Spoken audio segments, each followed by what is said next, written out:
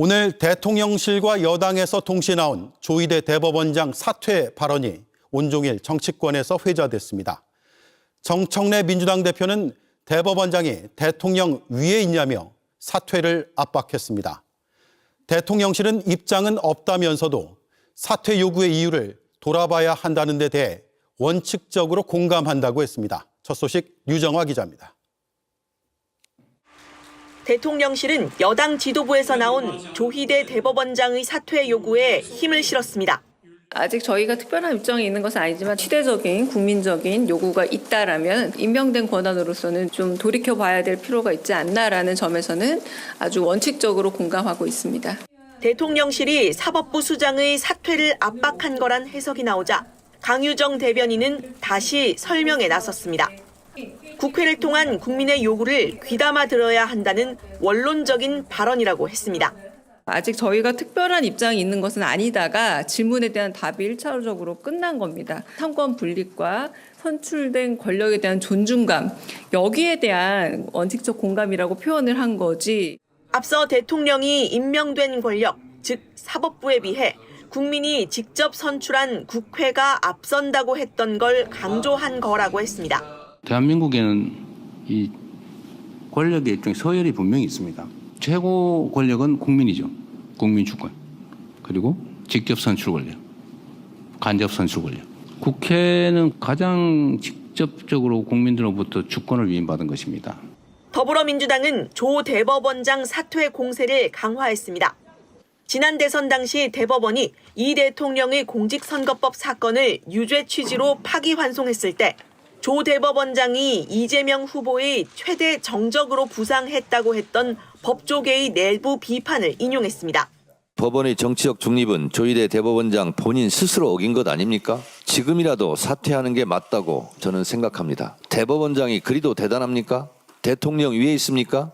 국민의힘 역시 대법원 파기환송을 언급했는데 정부 여당의 대법원장 사퇴 요구는 이 대통령 관련 재판 결과를 뒤집으려는 것이라고 주장했습니다.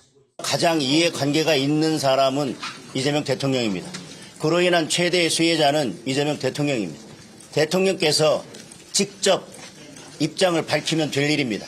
JTBC 류정화입니다. 오늘부터 시작된 국회 대정부 질문에서도 이 문제가 뜨거웠습니다. 야당은 이재명 정부 독재 시작이라고 주장했고 여당은 내란 세력을 청산해야 한다고 맞섰습니다. 고성이 터져나오기도 했습니다. 강희영 기자입니다. 국민의힘은 민주당이 대법원장 사퇴를 촉구하고 대통령실도 이에 결을 같이 하고 있다며 강하게 비판했습니다. 자신에게 불리한 판결했다는 이유로 임기가 헌법상 보장된 대법원장 사퇴하라는 것이 삼권 분립의 붕괴를 의미하는 것 아닙니까? 삼권 분립을 해야 하는 특별한 언급을 어떤 것을 갖고 말씀하시는지 모르겠습니다. 사퇴 촉구가 촉발된 민주당의 내란특별재판부 추진에 대해서도 정부를 강하게 몰아붙였습니다. 판결도 특별재판소와 일관 공정을 만들어서 마음에 드는 판결을 끄집어내겠다는 것 이상 이하도 아니다. 이것은 독재의 시작이라고 저는. 민주당은 내란 세력 청산이 필요하다는 말로 맞섰습니다. 내란 좀비들이 모든 권력, 검찰, 경찰, 윤석열 정권의 내각, 그리고 군대, 그리고 국민의힘, 사법부까지 침투해서 또아리를 털고 있습니다. 위헌정당 해산 심판을 언급하며 국민의힘을 압박하기도 했습니다. 국민의힘 정당 해산 심판은 윤석열의 유죄가 확정되어야만 가능합니까? 그렇지 않습니다. 정당의 목적이나 활동이 민족 기본 질서를 위배했는지 안 했는지를 그런 요건에 맞춰 종합적으로. 여야 공방이 가열되면서 본회의장 곳곳에서는 고성이 터져나왔고 민주당이 시급히 해야 할 일이 무엇인지 알려주도록 하겠습니다. 그것은 바로 이재명 대통령 탄핵소추안을 발의하는 것입니다. 우원식 국회의장이 중재에 나서기도 했습니다. 비상계엄은 판단하기에 따라서는 인명피해도 없었죠. 짧은 시간이었죠. 이보세요. 들어보세요. 대정부 질문이 진행 중이니까 조금 들으시죠. 국회는 내일 외교통일 안보 분야에 대한 대정부 질문을 이어갑니다. JTBC 강희연입니다.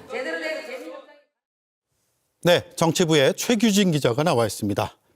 대법원장의 사퇴 요구에 대해서 법원의 반응이 나왔습니까? 일단 대법원장의 사퇴 요구에 대한 공식 대응에는 신중한 모습입니다. 예. 하지만 이 현직 판사들 사이에서는요, 당혹감과 함께 삼권 분립 침해다 이런 강한 반발도 나오고 있습니다. 한 부장판사는 대법원장 임명권을 가진 대통령실에서 거취를 말하는 건 사법부 독립 침해라고 했습니다. 정당에서 의견을 낸 것보다 상당히 심각하게 바라보고 있는 겁니다. 예. 또 다른 부장판사는 전담 재판부라도 이 특별 재판부를 뽑는다는 건 위헌이다. 무작위 배당 원칙에 어긋난다라고 지적했습니다. 국민의힘도 사법부를 향한 선전포고라면서 거세게 반발하고 있습니다. 장동혁 대표의 발언을 직접 준비했습니다. 예. 나중에 퇴임 이후에 이재명 대통령에 대한 재판도 결국 공범들의 판결과 마찬가지로 유죄 판결이 될 것입니다. 그것이 두렵기 때문에 조희대 대법원장의 사퇴를 요구하고 있다고 생각합니다. 네, 여당과 대통령실이 조희대 대법원장 사퇴 주장에 공감대를 갖고 있는 것으로 보이는데 하루아침에 나온 건 아니죠. 그 배경이 뭐라고 봅니까? 일단 여당은 기존 사법부에 대한 국민들의 불신을 이유로 들고 있습니다. 지난 3월에 윤석열 전 대통령을 석방해준 지기현 부장판사, 당시 구속기간을 분 단위로 계산을 했습니다. 당시에도 전례가 없는 결정이라는 지적들이 나왔는데요. 또 조희대 대법원장의 경우 대통령 선거 직전 당시 이재명 대선 후보의 재판을 많은 사람들의 예상을 깨고 유죄 취지로 파기환송해서 선거 개입 논란까지 불러일으켰습니다. 예. 이 같은 행태들이 국민들에게 불신을 주고 있는 만큼 현 재판부가 아닌 내란 전담 재판부를 설치해서 맡겨야 한다는 게 논리입니다. 관련해서 김민석 국무총리가 오늘 대정부 질문에서 발언을 했는데 이 또한 들어보시겠습니다. 예.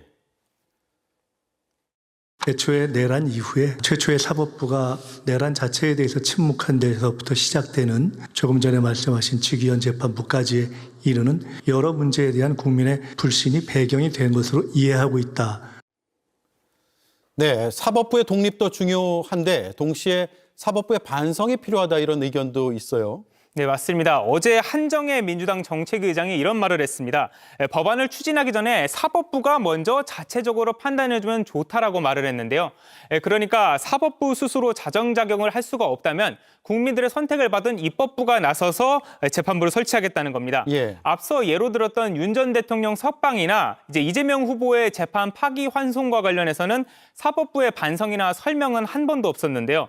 국민들의 논란이 상당히 컸던 만큼 사법부의 입장 표명이 먼저 있어야 한다 이런 의견도 있습니다. 다만 이 일각에서는 이 사법 독립과 별개로 이 내란 전담 재판부 설치는 위헌 논란이 있기 때문에 신중히 다뤄야 한다 이런 의견도 있습니다. 실제로 내란 전담 재판부가 설치된다면은 위헌 논란, 위헌 소송으로 인해서 재판이 상당 부분 지연될 가능성이 있다는 겁니다. 예. 또 그리고 최악의 경우에는요, 위헌 결정이 나오면은 이 내란 전담 재판부의 선고가 무효가 될 수 있다 이런 우려도 있습니다. 이와 관련해서 김민석 총리는 무엇이 위헌인지는 구체적으로 지적하면서 국회 과정에서 토론하면 된다라고 말했습니다. 예. 당연히 대통령실의 입장을 물었고 강유정 대변인이 답을 했어요. 네, 원칙적으로 공감한다고 했습니다. 이것도 영상이 있으니까 직접 봅시다. 아직 저희가 특별한 입장이 있는 것은 아니지만 국회에서 어떤 수기와 논의를 통해서 헌법 정신과 국민의 뜻을 반영하고자 한다면 가장 우선시 되는 국민의 선출 권력이라고 할 수 있고 시대적 국민적 요구가 있다면 임명된 권한은 그 요구에 대한 개연성과 이유에 대해서 돌이켜볼 필요가 있지 않겠느냐라는 측면에서 원칙적 공감이란 얘기입니다. 자, 특별한 입장은 없지만 돌이켜볼 필요가 있지 않냐는 원칙적 공감이다. 그리고 김병주 최고위원은 어제 1인 시위를 했죠. 네, 어제 대법원 앞에서 조희대 대법원장 사퇴를 요구하는 1인 시위를 했습니다. 또 영상이 있으니까 잠깐 봅시다. 저는 오늘 분노한 민심을 전하기 위해 국민을 대신해 대법원 앞에 섰습니다. 조희대 대법원장은 사법개혁 1호 대상입니다. 조희대 대법원장은 즉각 사퇴하라, 사퇴하라, 사퇴하라. 자, 이에 대해서 윤석열 측에서도 한마디를 했어요. 네, 히틀러의 재림이라고 주장했습니다. 뭐 누구나 떠들 권리는 있으니까요. 예, 이렇게 떠들라고 두고 제 생각을 좀 보태자면 정의의 외관이라는 표현이 있어요. 들어본 적 있어요 혹시? 아니요. appearance of justice. 외관, 외모, 겉모습이죠. appearance. 네. of justice. 정의의 외관. 정의는 그 외관 겉으로 드러나는 모습도 정의로워야 한다. 이게 무슨 말이냐면은 법의 세계에서는 아주 유명한 말인데 1954년 펠릭스 프랭크 포터라는 미 연방 대법관이 한 말이에요. 예를 들어 살인사건 재판을 한다고 칩시다. 그런데 판사가 피고인 가족과 식사를 했어요. 네. 그리고 다음날 무죄를 줬어요. 그 식사를 하고 판결을 바꾼 게 아니고 원래부터 무죄를 주려고 했다 하더라도 그걸 본 사람들은 누구나 식사하고 청탁을 받고 바뀐 게 아니냐고 의심할 수밖에 없잖아요. 그렇죠? 네. 그러면 그 판결을 사람들은 받아들이지 않겠죠. 그러니까 법관은 판결 그 자체뿐만 아니라 그 판결에 이르는 과정 겉으로 드러나는 외관도 정의롭게 보여야 한다. 듣고 보니까 어때요? 맞는 말 같아요. 그렇죠. 네. 매우 맞는 말이죠. 이 말은 이후의 로마 헌장, 로마의 서명에 또 로마 헌장이라고 그러는데 유럽 기본권 헌장에도 들어있어요. 그러니까 오늘날 모든 동서의 모든 문명국가 사법에는 재론의 여지 없이 받아들여지는 법원입니다. 듣고 보니까 맞는 말이잖아요. 네. 당연히 우리 사법부도 이런 말 자주 씁니다. 근데 조희대 대법원장은 우리 사법 역사상 그 누구도 그렇게까지 선거에 개입한 사람은 없다고 할 정도로 이재명 후보를 자기 손으로 직접 제거하려고 함으로써 우리 사법의 정의의 외관을 박살낸 장본인입니다. 당시 서울고법 김주옥 부장판사라는 분이 법원 게시판에 조희대 대법원장이 한 행위에 대해 조목조목 문제점을 지적하는 내용이 있거든요. 네. 저거 첫 줄 읽어봐 주세요. 서울고등법원 함소심 재판부가 무죄 판결을 선고하자마자 대법원에 기록을 송부한 일. 그리고 두 번째도 읽어봐 주세요. 사건을 소부에 배당한 당일 소부 대법관들이 기록을 검토할 틈도 없이 대법원장이 재판장인 전원 합의체에 사건을 회부한 일. 1, 2, 3, 4, 5, 6번을 붙인 건 저희가 붙인 건데 그때 이제 조희대 대법원장이 잘못한 일에 대해서 쭉 나열한 거거든요. 2심 무죄 판결하자마자 당일 대법원에 기록 송부한 건 처음 있는 일입니다. 그리고 대법원 서부에 배당하자마자 대법원이 전원 합의체 회부한 것도 처음 있는 일이에요. 네. 전원 합의체 회부하자마자 선고기일을 지정한 것도 처음 있는 일입니다. 그리고 그 뒤에 쭉 이어지는 선고하자마자 고법으로 기록 송부하고 고법이 집행관 송달 사법행정사상 처음 있는 일입니다. 우리 사법 역사상 한 번도 없던 일이 조희대 대법원장 본인의 손에 의해서 연속으로 진행이 됐어요. 그래서 단 9일 만에 파기환송이 이루어졌거든요. 네. 그 속도면 다른 대법관들은 사건 파일을 보지도 못했어요. 당시 6만 7만 페이지를 어떻게 9일 만에 읽냐고 했었거든요. 한참 법사에서 따졌는데 그 영상 중에 하나 봅시다 다시. 7만 쪽이 된다고 그러는데 이 7만 쪽을 읽으려면 며칠 걸리는지 아십니까? 한 사람이 8시간씩 읽어도 100일이 넘게 걸려요. 이 기록을 다 읽으셨다고요? 저는 이 기록 안 읽었다고 봐요. 당연히 안 읽었죠. 총 9일인데 9일도 아니에요. 따져보면 다른 날에는 다른 재판이 있기 때문에 실제 그 파일을 검토할 수 있는 날은 하루 이틀밖에 안 됩니다. 어떻게 그 시간에 그걸 다 봐. 아무도 사건 파일을 읽어보지 않았어요. 그 대법관들은.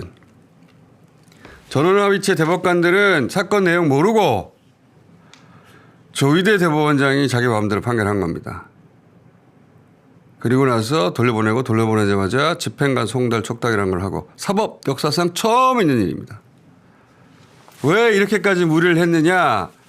당시 김주옥 부장판사는 그 목적에 대해서도 얘기를 합니다. 이것도 읽어봐 주십시오. 네, 이재명의 후보 자격을 박탈할 수 있거나 적어도 유권자의 판단에 영향을 미쳐 낙선시킬 수 있었다고 믿었기에.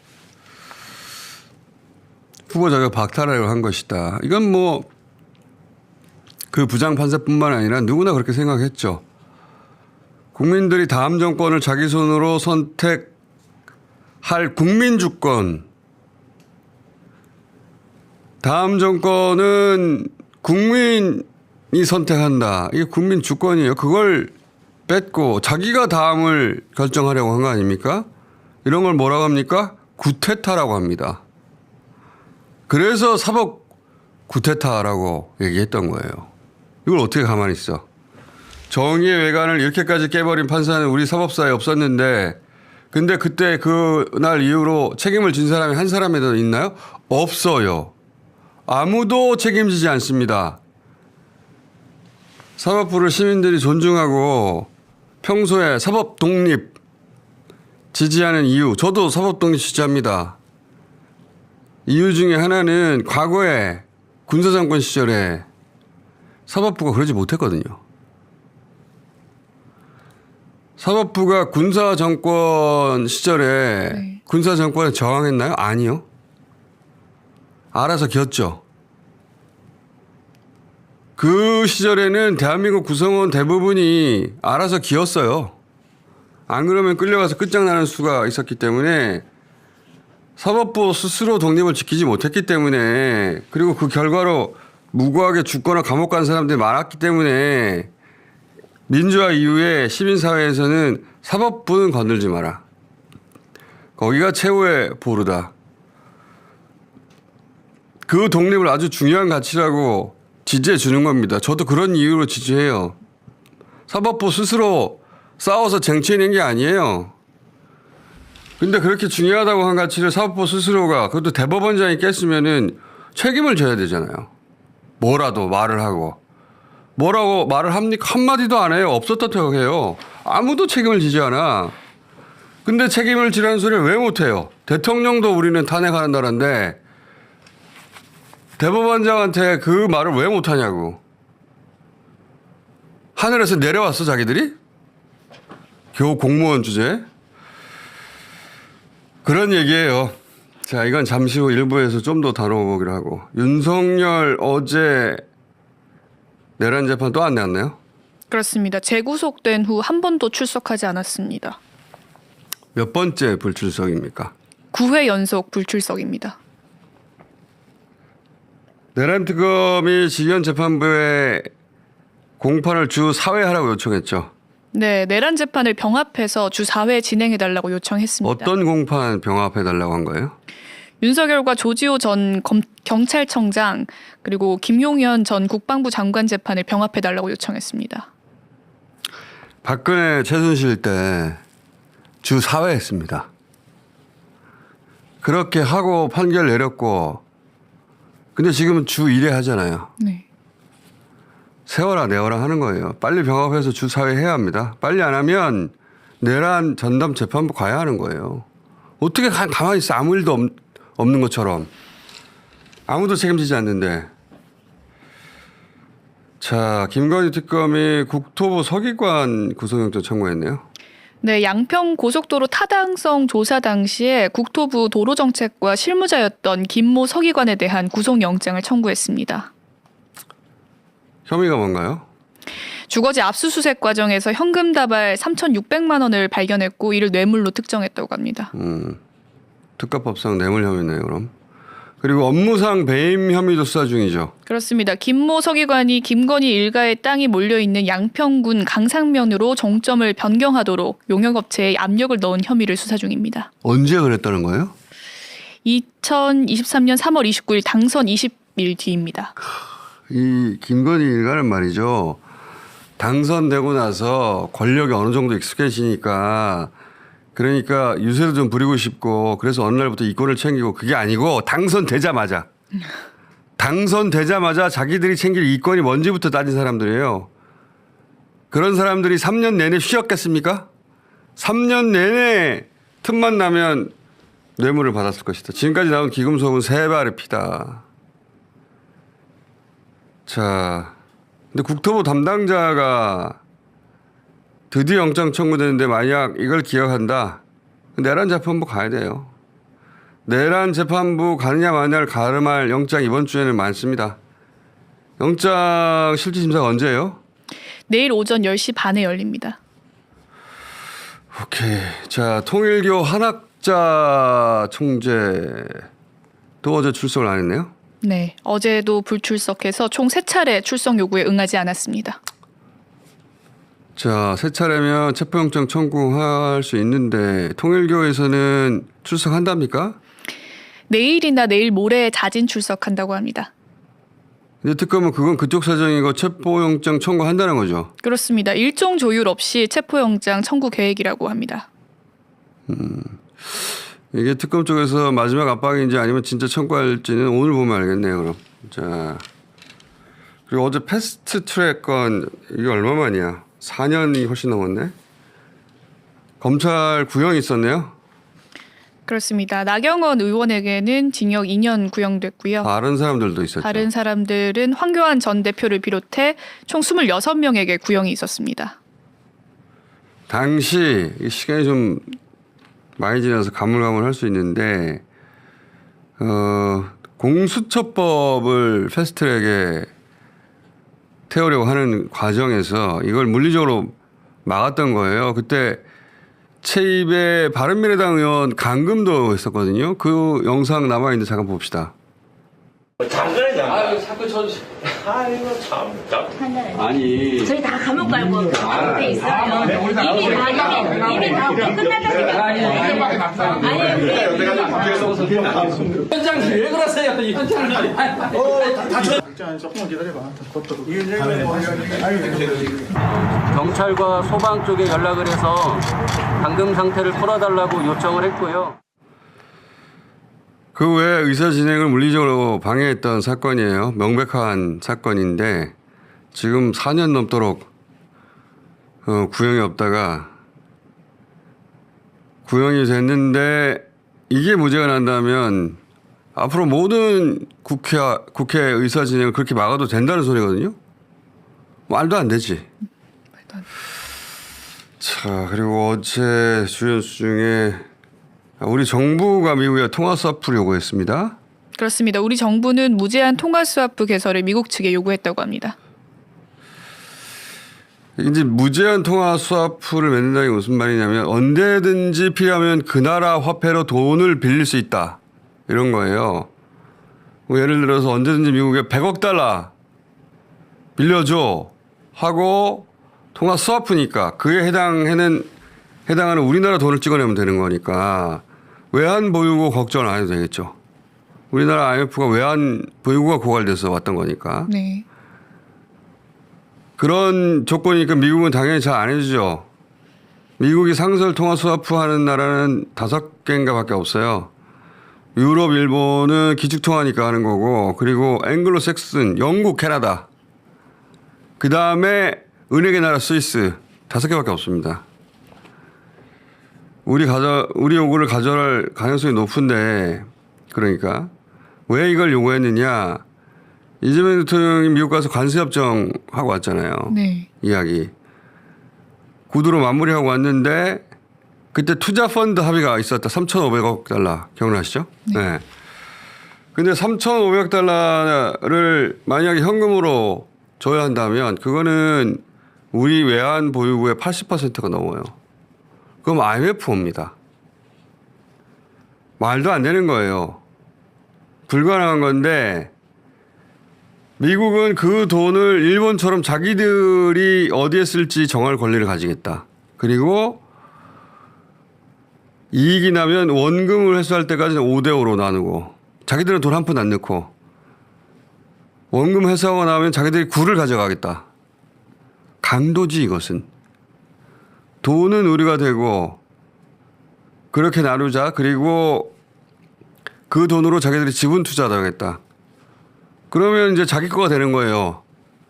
우리가 돈을 넣어서 그 과정에 이윤도 5대5로 나누고 그 돈으로 다시 그 지분을 사가지고 자기들이 홀랑 먹겠다는 겁니다. 이게 깡패지, 이게 날강도고 조폭이지. 일본은 그나마 미국과 통화 스와프를 하거든요. 네. 그러니까 엔화로 기금을 만든 다음에 그 액수에 해당하는 달러를 쓰면 되지만 우리는 달러를 외환시장에서 사와야 돼.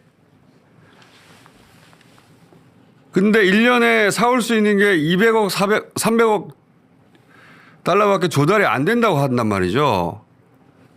이 영상 있으면 좀 봅시다.